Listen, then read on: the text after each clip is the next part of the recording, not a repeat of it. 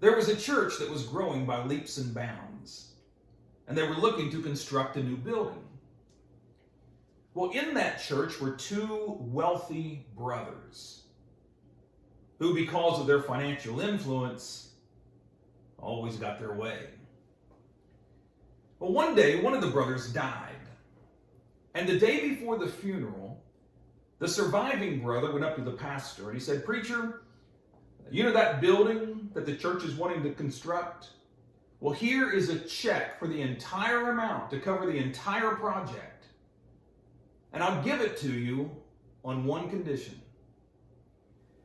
that at my brother's funeral tomorrow, you tell everyone that he was a saint."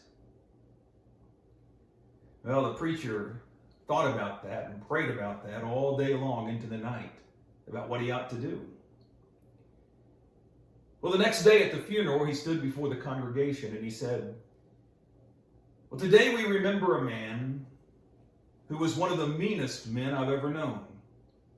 He was a wife beater, an adulterer, a liar. He cheated people out of boatloads of money. Why, he was one of the rottenest men that ever lived in this town.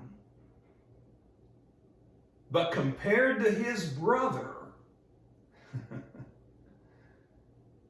he was a saint."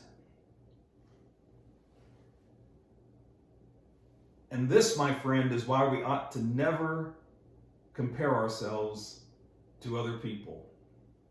It's such a flawed idea because it never gives us an adequate picture of who we really are. That's why Jesus is our standard, and we should look to him and seek to model his life.